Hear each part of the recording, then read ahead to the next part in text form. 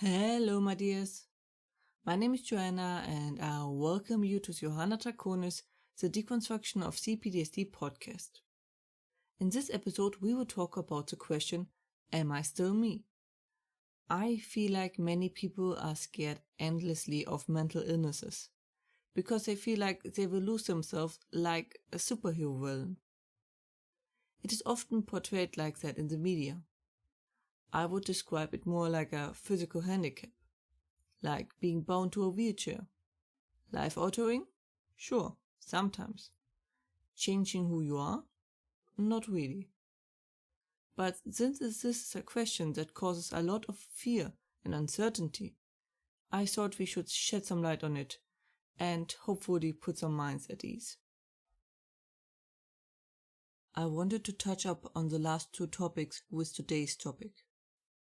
I was first hesitant, as this topic is a gigantic one. The million of books for this topic alone show that quite clearly. So I'm pretty sure this topic will be picked up by me again, but for now it is too connected to the two topics before that I would not do it. So, am I still me? A very good question, not only for people with PTSD.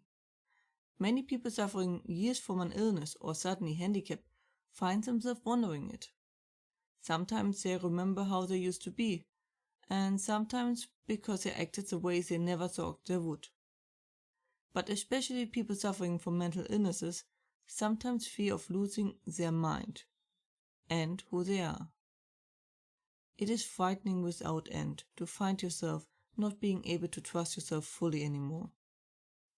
If you don't understand what is going on, it almost seems like a supernatural puppeteer is starting to control you. There will be questions if you can trust yourself, if you can be trusted, and the like.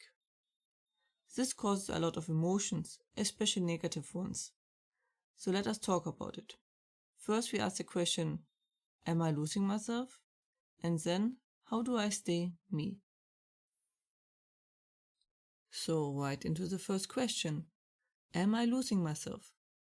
Well, yes and no. First off, let us establish that who you are changes every second. Who we are isn't written in stone. It is more like we are like water, ever flowing and shifting. So you are basically losing yourself as a natural state. But you're not actually losing yourself, just the self you were a few seconds ago. So the same applies for completely healthy people. Change is good and natural, and part of life itself. But what most of you most likely mean is, am I losing my core values that for me define who I am? And to that question, the answer is generally no. Of course, it depends a bit on case by case. You might change your core values depending as your experiences as a social outcast or as a severe sick person or the like. Might be better, might be worse. But what I mean is that the notion that you will be overtaken by an alternative self is far from correct.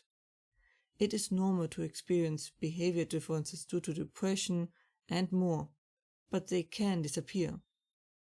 That is like behavior when we are under drugs, strong medications, etc. We are still ourselves. Below all the rubble. You might even return to that form if you either get the symptoms in check or in a very good phase.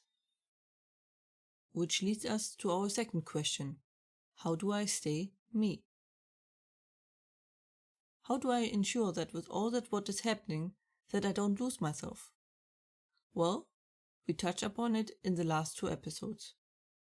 By trying to fill in the void and keeping up with the monster.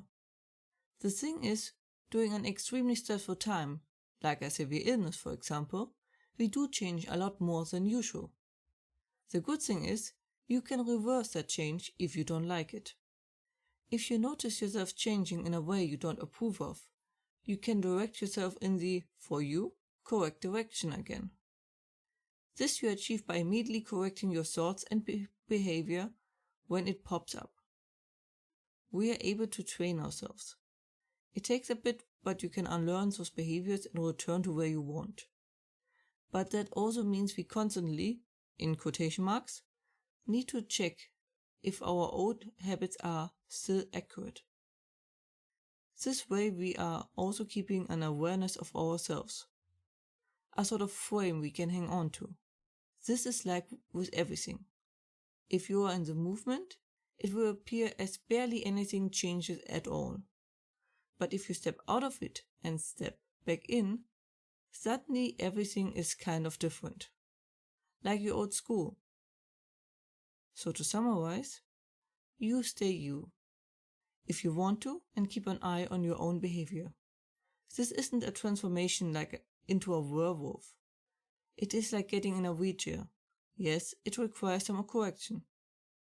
But in the end of the day, even if your life changes by it, you are still yourself. No matter what the voice of depression and PTSD are telling you. They are a bunch of known liars. I really miss snow. We've gotten it less and less these years. But this year, we had a whole 12 hours of more or less snow. I always loved the seasons, for they bring a rhythm to life and measurement. I lived in a tropical nation for almost 3 years, and I really began to appreciate the seasons beyond everything. But like many other people in Germany, I noticed changes. Summer's getting hotter. Like, I remember as a child a 25 degrees Celsius, that is 77 degrees Fahrenheit, was a hot summer day. We went to Spain to get warm weather. Today, we reach 40 degrees Celsius, or 104 degrees Fahrenheit, regularly on our hottest day of the year. And for winter, I remember the little hills I would ski on. Nowadays the snow most of the time has to be created by snow cannons, which is a very cool name to be fair. I really miss snow. I miss the sound it makes when you walk over it. I miss how it gives that snow-covered landscape of buildings and plants and fields and so much more. I miss it surviving in my hair and giving me a snowy look. I know that the good times are over and times changing. That doesn't mean I can't miss the little things that are now mostly lost. I can be sometimes a very nostalgic person, for better or worse. That was it for today's episode. I hope you enjoyed it. And I really do hope that it reduces some of the worries and fears. Living in fear is a horrible thing. No one deserves that. And, of course, if you have any questions or feedback and the like, please let me know at contactme@johannatakonis.com. More information and transcripts you can find, as usually, under johannatakonis.com/podcast, and links are in the description. I hope to see you next time. Watch yourselves and have a wonderful time.